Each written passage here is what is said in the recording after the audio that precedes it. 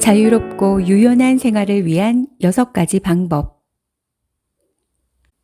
첫째, 추억의 물건을 처분하여 홀가분해지면 자유가 좀 더 가까워진다.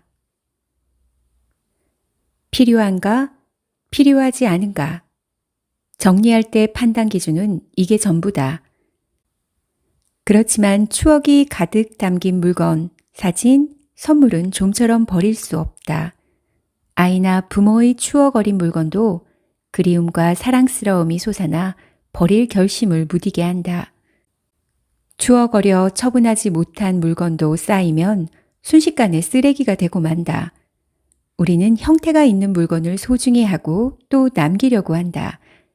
그러나 계속 보관했다고 해도 결국은 누군가가 처분해야 한다.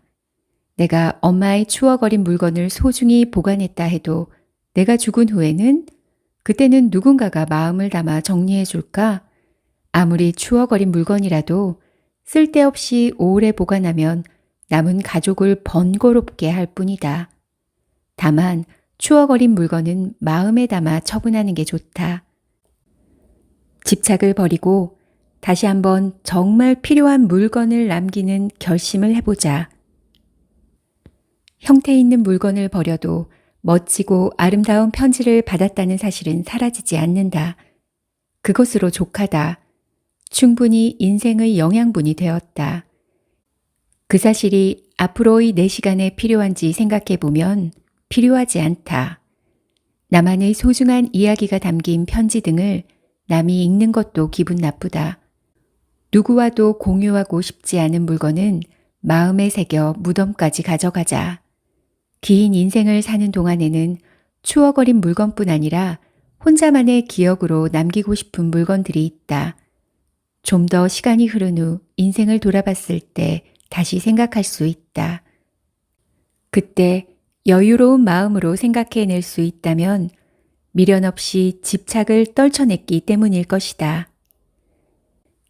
옛 물건을 모두 버리는 건 아니다. 곁에 두고 싶은 물건은 추억 상자에 담는다. 처분할 물건을 찍은 사진을 넣는 방법도 좋을 수 있다. 추억 상자에 들어가는 만큼의 물건만 넣는 게 중요하다. 추억 상자가 여러 개가 되면 또 짐이 되고 만다는 걸 주의하자. 추억 어린 물건이 현재의 나의 밑거름이 되고 있는가? 정말로 가치 있는 소중한 물건은 무엇인가? 추억이라는 틀에 얽매여 있지는 않은가? 내가 죽은 후에 남겨질 추억의 물건들이 갈 곳을 생각해야 비로소 인생 후반이 시작된다. 둘째, 반드시 해야 해 라고 생각하는 일은 그만두고 귀찮아도 하고 싶다고 느껴지는 일만 한다. 집안일이라고 하면 일단 요리다. 최근 들어 힘이 나지 않는다. 최대한 집에서 건강한 음식을 만들어 온 만큼 힘을 내지 못하게 된 데는 조금 죄책감이 들었다. 물론 내가 멋대로 느끼는 죄책감이고 나 스스로 만든 틀이 빡빡해졌을 뿐이다. 음식을 만들고 싶지 않으면 밖에서 사 먹자. 만들고 싶을 때 만들자. 그렇게 내게 허락했더니 편해졌다. 모든 집안일을 의무로 삼지 않는다. 하고 싶은 기분이 들 때만 하는 것이다. 의무로 느끼지 않아도 된다고 나를 허락하는 것부터 시작했다. 집안일도 즐기는 게 중요하다. 절대 무리하지 않는다. 생활 속에서, 라이프 스타일 속에서 진심으로 바래서 하는 일이 얼마나 될까? 의무나 관례처럼 느껴지는 일이 있다면 그만두는 것도 한번 생각해 볼 일이다. 앞으로 더욱 중요해지는 건 형식이 아니라 마음이다. 정말로 마음을 담을 수 있는 방법을 선택해 보자. 시간과 노력, 그리고 돈은 필요할 때 필요한 만큼만 사용한다는 중심을 세우고 지킨다. 우리의 시간에는 한계가 있으니 지금까지 가족을 위해, 회사를 위해, 주위 사람들을 위해 바쳤던 마음을 스스로에게 쏟아도 좋을 것이다. 셋째, 피를 맑게 하는 식사를 한다. 생명에 활기를 주는 음식을 즐겨 먹는다. 먹는 건 필요하지만 지적으로 먹는 게 관건이다. 이 말은 잘 생각해서 먹는 건 건강을 유지하기 위해서일 뿐만 아니라 생활을 정비하기 위해서도 중요하다는 의미 같다. 무엇을 위한 식사인가? 배를 채우기만 하면 된다는 게 아니다. 맛있는 음식을 먹고 싶은 만큼 먹기만 하면 된다는 것도 아니다. 먹는 것에 의욕적이든 아니든 즐기며 먹는다. 먹는 걸 즐긴다는 건 우리의 마음과 생명에 활기를 준다. 내일 먹을 수 없게 될 수도 있다. 언제 어느 때 무슨 일이 일어날지 모른다. 그것이 살아있다는 것이다. 그러므로 몸이 좋아하고 생명에 활기를 주는 걸 즐겨 먹는다. 몸, 욕망과 타협하며 앞으로의 식생활을 생각한다. 이것이 지적으로 먹는 것으로 이어지지 않을까? 몸에 좋으니까 먹는다고 하지만 왜 좋은지, 체질에 맞는지, 어떻게 하면 맛있어지는지 생각한다. 생명을 유지하는 몸을 창조하는 것이다. 지적으로 먹는 게 관건이다. 이 말의 진수에 조금이라도 다가가도록 인생 후반에 먹는 방법을 바꿔보면 어떨까?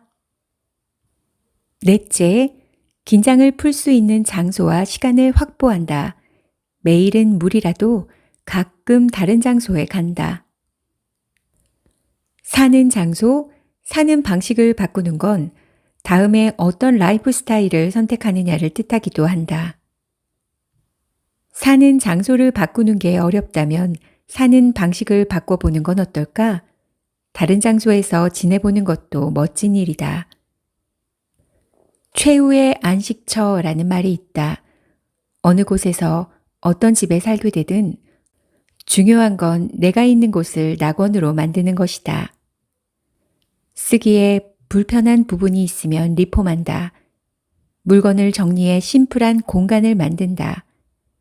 마음이 편해지고 긴장이 풀리며 활력이 솟아나도록 말이다.